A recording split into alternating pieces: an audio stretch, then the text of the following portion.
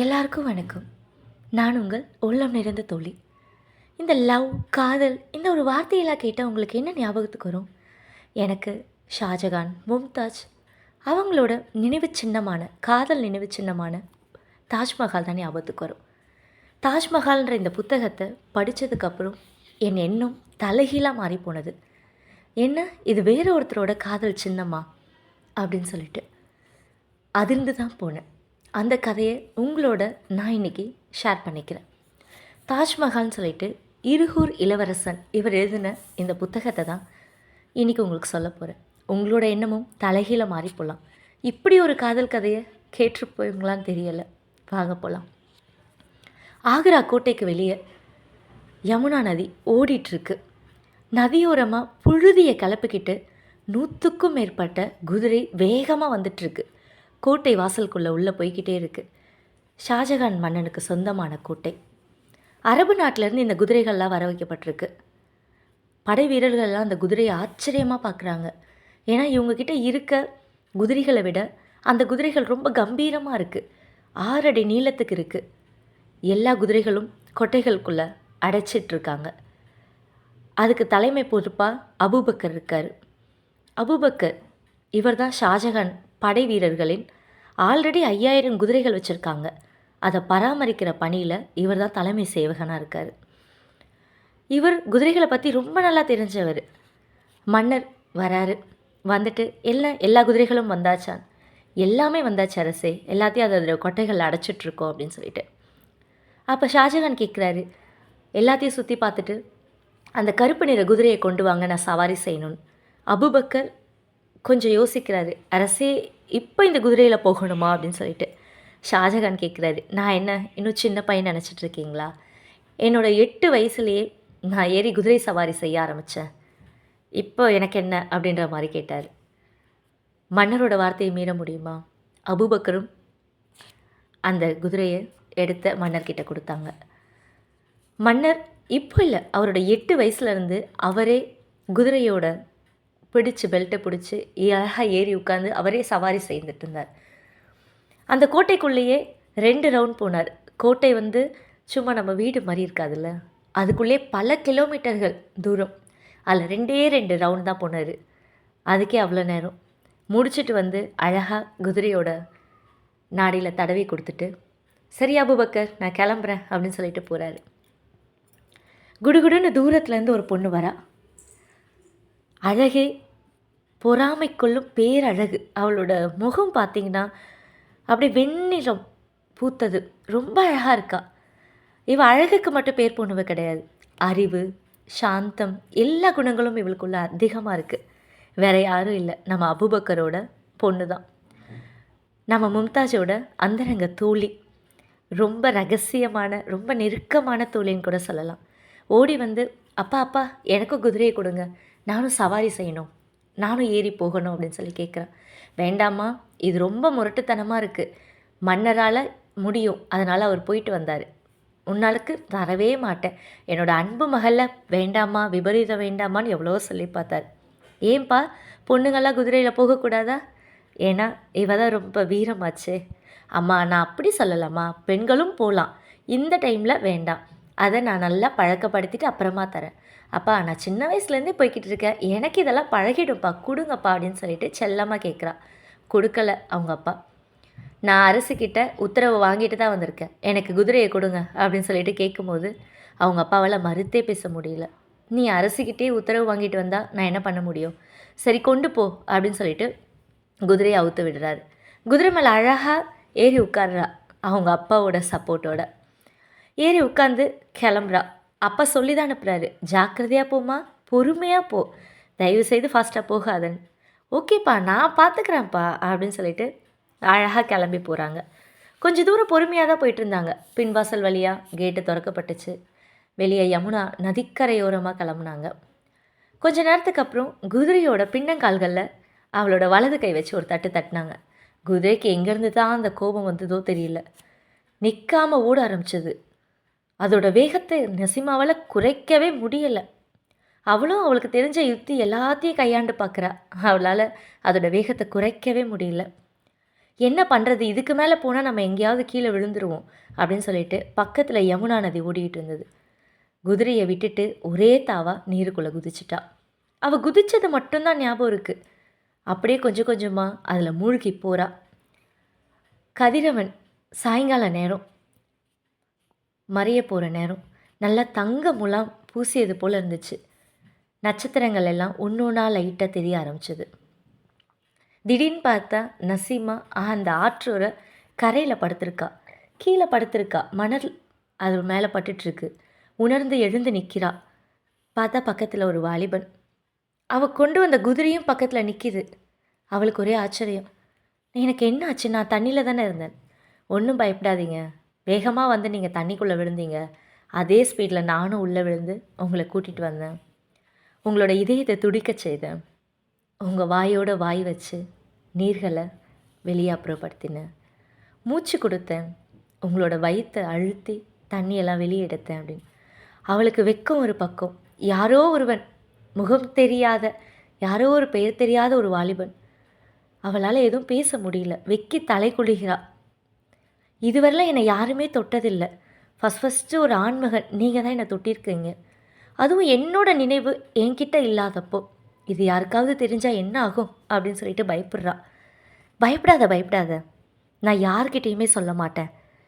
நீ ஆபத்தில் இருந்த, நான் உதவி செஞ்சேன், அவ்வளோதான். இதை தவிர வேறு ஒன்றும் இல்லை அப்படின்னு சொல்லிக்கப்புறம் தான் நசீமாவுக்கு உயிரே வந்துச்சு. சரி, நீங்கள் யார் அப்படின்னு கேட்கும்போது அப்போ தான் அந்த வாலிபன் தன்னை அறிமுகப்படுத்திக்கிறார்.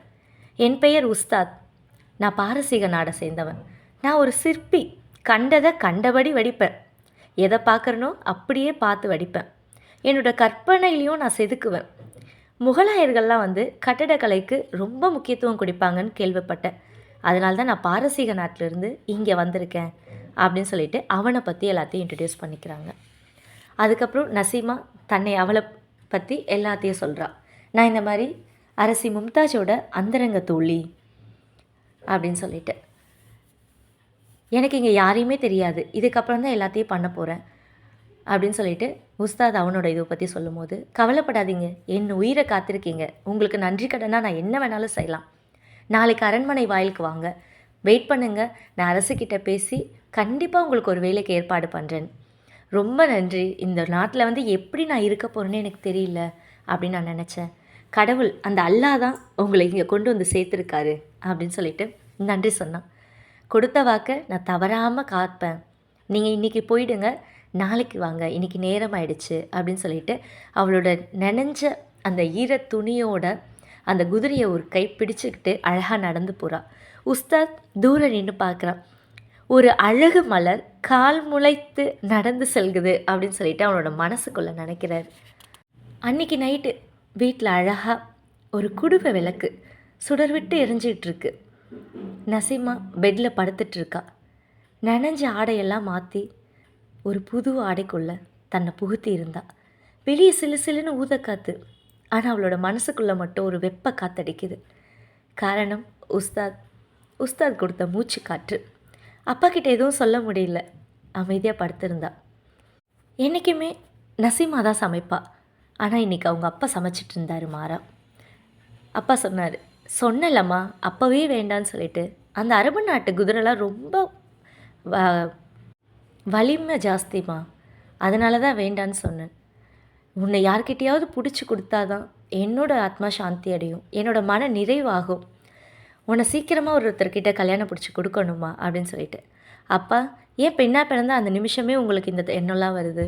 நான் குதிரையில் போனேன், தெரியாமல் என்னால் முடியலை, அதோடு நான் வந்துட்டேன். ஆனால் அவருக்கு தான் நான் நன்றி சொல்லணும். என்னை அழகாக காப்பாற்றி, நல்ல வேலை இப்போ நான் உங்ககிட்ட பேசிகிட்டு இருக்கேன்னா அதுக்கு காரணமே அவர் தான் அப்படின்னு சொல்லிட்டு உஸ்தாதை பற்றியும் சொல்லி வைக்கிறா பக்கத்தில். சரிம்மா, உனக்கு எதுவும் நடக்காமல் இருந்துச்சு, அது வரைக்கும் ரொம்ப சந்தோஷம். கண்டிப்பாக உன்னை சீக்கிரமாக ஒருத்தர் கையில் பிடிச்சி கொடுத்துருவேன். அன்றைக்கி தான் நான் நிம்மதியாக இருப்பேன். வேறு யாரோ உங்கள் அம்மா இருந்திருந்தாங்கன்னா எனக்கு அந்த கவலை இருந்திருக்குமோ இல்லையோ. அம்மா இல்லாத பொண்ணு, உன்னை ஆசையாக வளர்த்துட்டேன். எப்படி உன்னை கரை சேர்க்க போகிறேன்னே எனக்கு தெரியலம்மா அப்படின்னு சொல்லிட்டு அவரோட மனவேதனை அந்த இடத்துல சொல்கிறார். ஆனால் நசீமா காதுகளில் அப்பா பேசுகிறது பாதி வார்த்தைகள் விழுது, மிச்ச பாதி வார்த்தைகள் விழலை. காரணம், அவளை தொட்டு தூக்கி கரை சேர்த்த அந்த வாலிபன் உஸ்தாதின் எண்ணம் தொற்றிக்கொண்டது. நசீமாவோட எண்ணங்கள் அவனை பற்றியே இருக்குது. என் வாய்ப்பிலேருந்து அவனோட வாய் வச்சு மூச்சு காற்று கொடுத்துருக்கான். என்ன எப்படி இதழோட இதழ் பொருத்தி இருப்பான் அப்படின்னு சொல்லிட்டு அவன் நடந்ததே யோசிச்சுட்ருக்கா. ஒரே பார்வையில் எவ்வளோ அழகாக இருக்கான், என்னை காதல் வயப்பட வச்சுட்டானே அப்படின்னு சொல்லிட்டு நசீமாவோட கண்களில் காதல் தொற்றியச்சு. அதனால் தூக்கமும் இல்லை. ஏன்னா அவனோட நினைவு இவளை போட்டி வாட்டி எடுக்குது. இப்படி தான் அவனும் நம்மளை நினச்சிட்ருப்பானோ? அவன் சாப்பிட்ருப்பானா? தூங்கியிருப்பானா? அவனுக்கு நீங்கள் யாரும் இல்லைன்னு சொன்னானே, என்ன பண்ணிகிட்ருப்பான்? எங்கே தங்கியிருப்பான்? அவனோட எண்ணங்களும் அவன் என்ன பண்ணிகிட்ருப்பானோன்னு சொல்லிட்டு ஒன்று ஒன்றா இவளோட மனசுக்குள்ளே தோண ஆரம்பிக்குது. அவளே அவள் கேள்வி கேட்டுக்கிறா. அவன் கல்யாணமானவனாக இருப்பானா இல்லையா? அவனுக்குன்னு யாராவது இருப்பாங்களா அப்படின்னு சொல்லிட்டு என்னென்னவோ கேள்விகள். தூக்கமே இல்லை. எப்போ விடியும், எப்போ நான் மறுபடியும் அவனை சந்திப்பேன், இந்த எண்ணத்திலேயே தான் இருக்கா. அதிகாலை விடிஞ்சது. வெள்ளி முளைச்சி கொண்டு ரொம்ப அழகாக அதிகாலை பொழுது. நசீமா அழகாக குளிச்சுட்டு வண்ண ஆடைகள் ரொம்ப அழகழகான ட்ரெஸ்ஸை போட்டுக்கிட்டு பறந்து போனான் எங்க மும்தாஜோட அறைக்கு. நசீமாவை கூட்டிகிட்டு போக ரதம் வந்துச்சு. ஏன்னா மும்தாஜோட அந்தரங்க தோழியில் ரதத்து மேலே ஏறி கிளம்பிட்டான். மும்தாஜ் அவங்க டில்லி நகரத்தில் ஒரு மிட்டாய் கடை வச்சுருந்தாங்க. அவங்க குடும்பம் அரச குடும்பம் தான். அந்த இதில் வந்தவங்க தான் மும்தாஜ். மிட்டாய் கடை. டில்லியில் ஒரு பெரிய விழா நடந்துட்டு இருந்த திருவிழா. அதில் மிட்டாய் கடை வச்சுட்டு மும்தாஜ் நின்றுட்டு இருந்தாங்க. அப்போ தான் மாறு விஷயத்தில் மன்னர் ஷாஜகான் மும்தாஜ் பக்கத்தில் வந்து இந்த மிட்டாய் பொம்மை என்ன விலைன்னு சொல்லிட்டு கேட்குறாரு. அதுக்கு மும்தாஜோ 20,000 ரூபாய் அப்படின்றாங்க. ஐயோ, பொம்மைக்கா இல்லை மிட்டாய்க்கான்னு சொல்லிட்டு கேட்குறாரு கிண்டலா. ஏங்க, ஒரு பொண்ணுக்கிட்ட பேசுகிற பேச்சா இது அப்படின்னு சொல்லிட்டு மும்தாஜும் கொஞ்சம் கடிச்சிக்கிறாங்க. 2 பேருக்குமே வாக்குவாதம் நடக்குது. இப்படிலாம் வம்பு பேசிகிட்டு இருந்தீங்கன்னா இந்த நாட்டு மன்னன்கிட்ட பேசி உங்களுக்கு தண்டனை தான் வாங்கி தருவேன் அப்படின்னு சொல்லிட்டு மும்தாஜ் சொல்கிறாங்க. அப்படியா, நீ சொன்னால் தண்டனை கொடுத்துருவாரா அப்படின்னு சொல்லிட்டு. ஏன், அவர் தண்டனை கொடுக்க மாட்டாரா என்ன?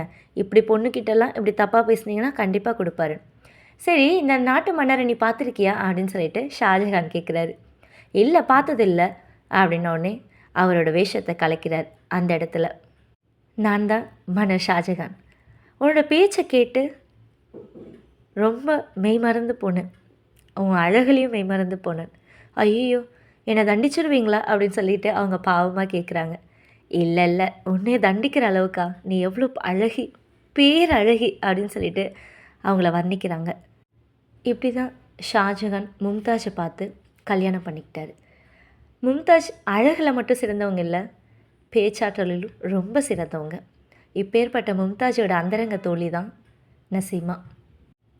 நசீமா கேட்டா, மும்தாஜ் அரசி, உங்களுக்கு இன்றைக்கி என்ன மலர் வேணும் அப்படின்னு சொல்லிட்டு.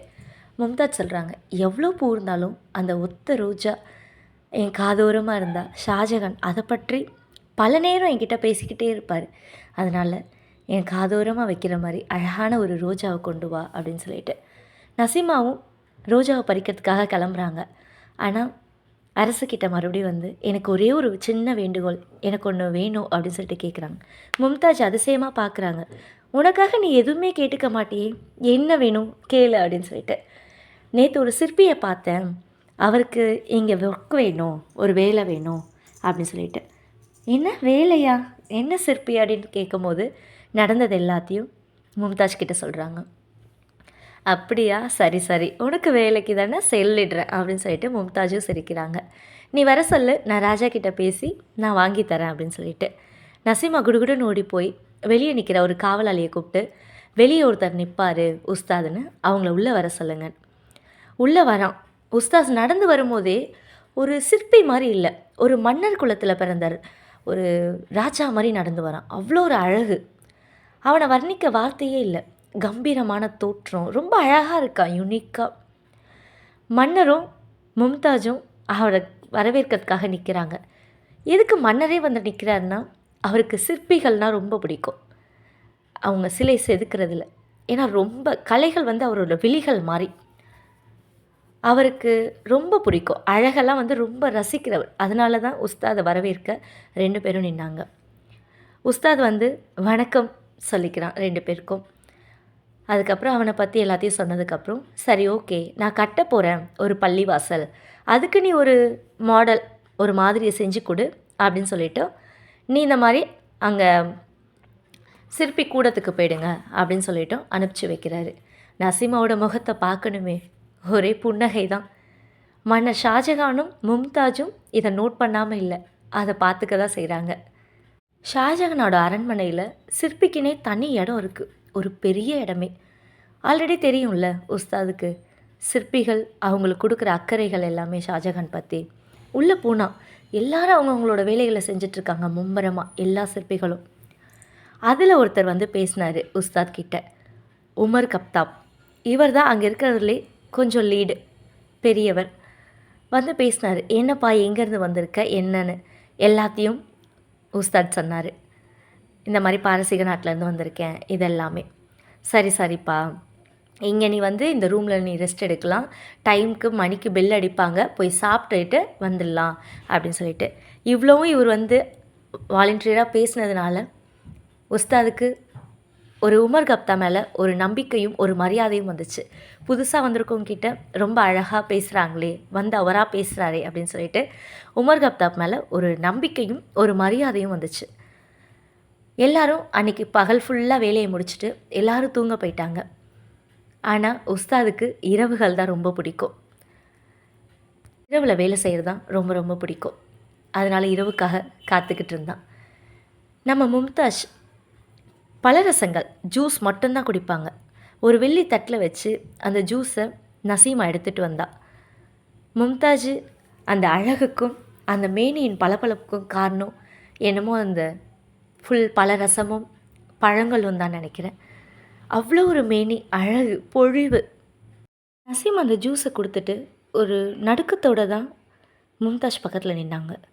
மும்தாஜ் இதை பார்த்துட்டு, என்னாச்சு நசீம், நீ எப்பயும் போல் இல்லையே, என்னாச்சு உனக்குள்ளே ஒரு நடுக்கம் அப்படின்னு சொல்லிட்டு கேட்கும்போது, இல்லை மகாராணி, நான் கூட்டிகிட்டு வந்தவன் யார் என்னன்னே தெரியல, அவன் சொன்னதை வச்சு பாரசீகம் நாட்டிலேருந்து வந்திருக்கான், ஒரு சிற்பி அவ்வளோதான், அதை வச்சு நான் அரண்மனையில் வேலை வாங்கி கொடுத்துட்டேன், அவன் கரெக்டானவன் தானா, சரியானவன் தானா அப்படின்னு சொல்லிட்டு ஒரு எண்ணம் எனக்குள்ளே இருக்குது, பயமாக இருக்குது அப்படின்னு சொல்லிட்டு.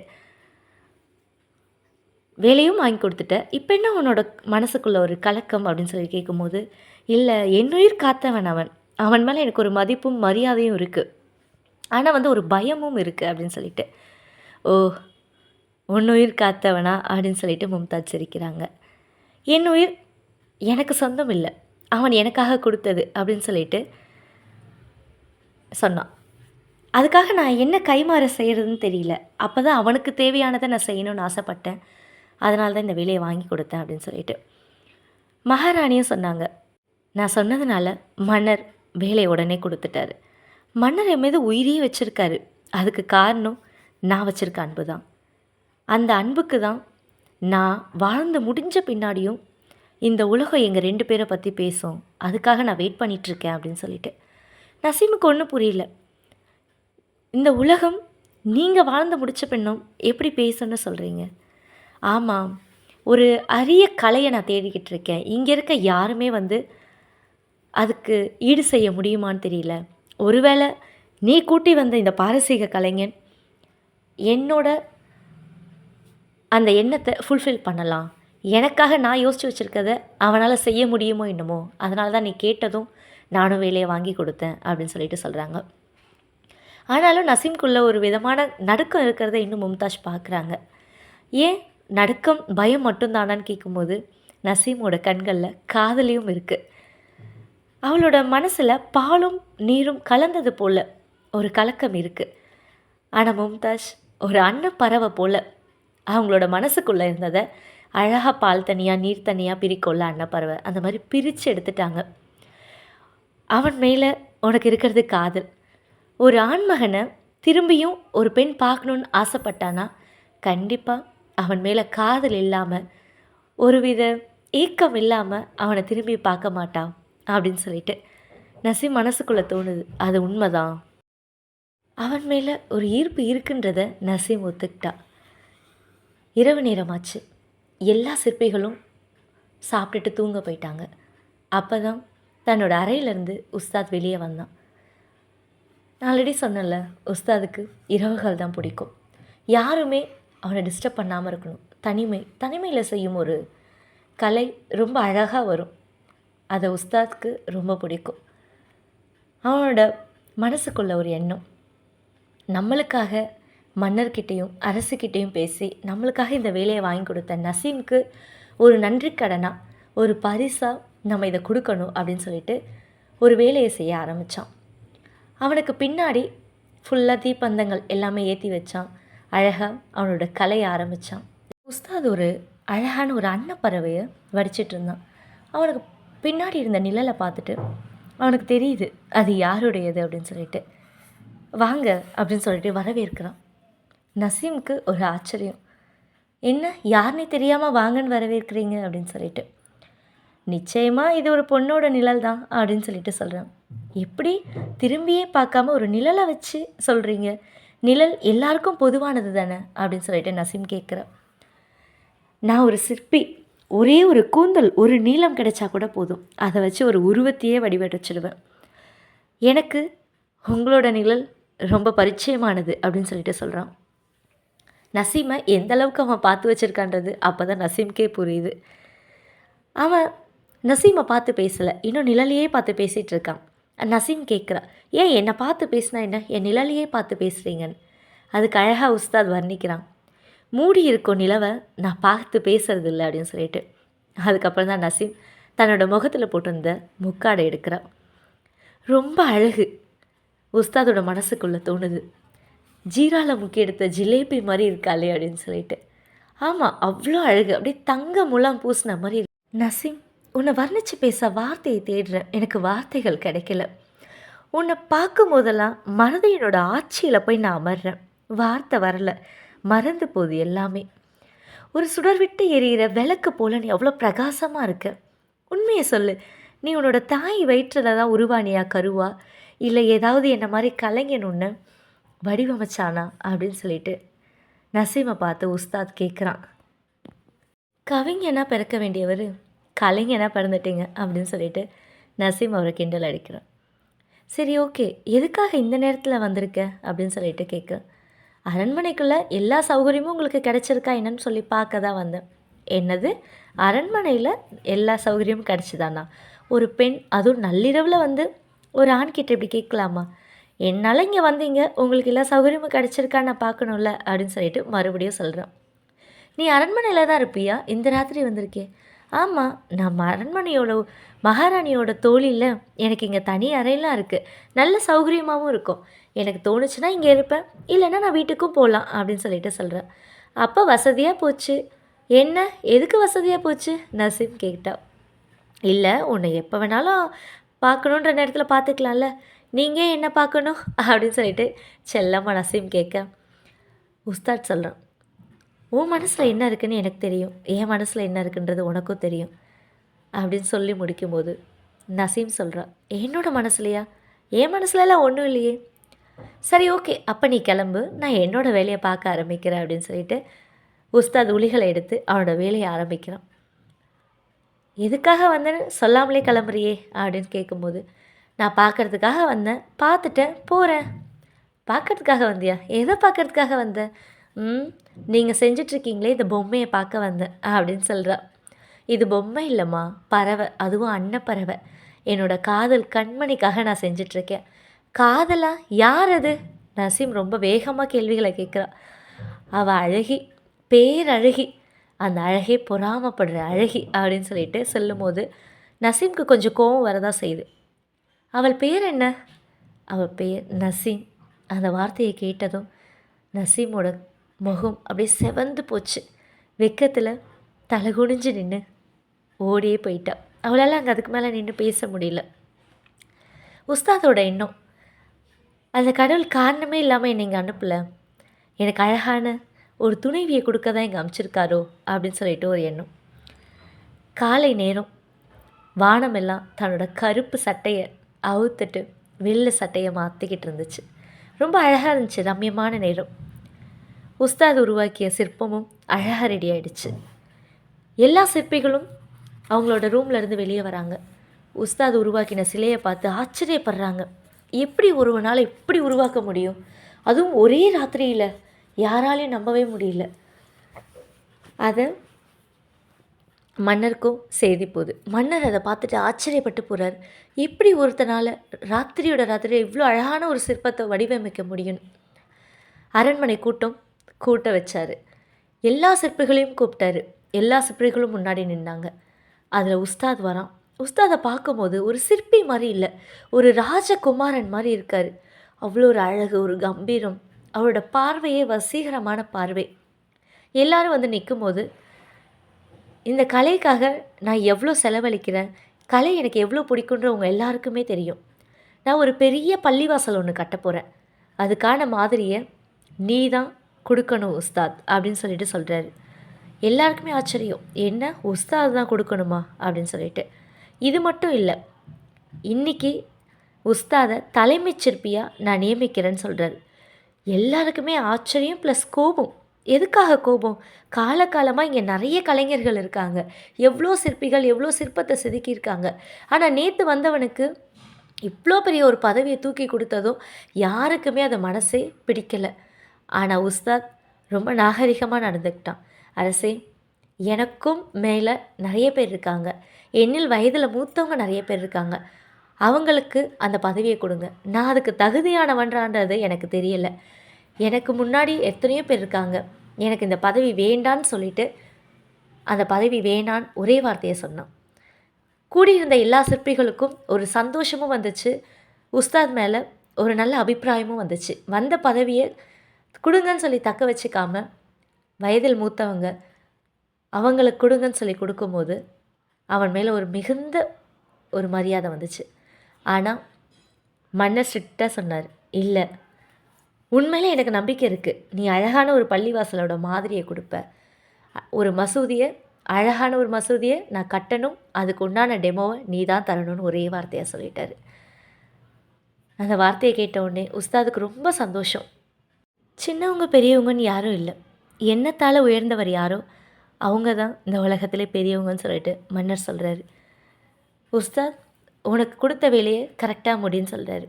இந்த விஷயம் காட்டு தீ போல் பரவுது. நம்மளோட நசீம் கிட்ட வந்து சேராமல் இருக்குமா? மும்தாஜோட கூந்தலை அழகுபடுத்திகிட்டு இருந்தா நசீம். அவளோட காதுகளுக்கும் இந்த செய்தி வந்துச்சு. மெய்சிலிர்த்து போனான். அந்த செய்தி ஏதோ அவளோட காதுக்குள்ளே ஒரு தேன் பாஞ்சது போல் இருந்துச்சு. ரொம்ப சந்தோஷப்பட்டான், வெக்கமும் பட்டான். ராணி மும்தாஜ் அதை கவனிச்சுட்டு தான் இருந்தாங்க. உஸ்தாத் நசீம் காதல் கை கொடுமா? மும்தாஜும் ஷாஜஹானதும் இந்த நினைவு சின்னம் இல்லைன்னா வேறு யார் இது? உங்களுக்கு புரிஞ்சிருக்குன்னு நினைக்கிறேன். நெக்ஸ்ட் பார்ட்டில் பேலன்ஸ் கதையை சொல்கிறேன், பார்க்கலாம். நான் உங்கள் உள்ளம் நிறைந்த தோழி. சப்ஸ்கிரைப் பண்ணிக்கோங்க, அப்போ தான் நான் போடுற வீடியோ ரெகுலராக வரும். தேங்க்யூ.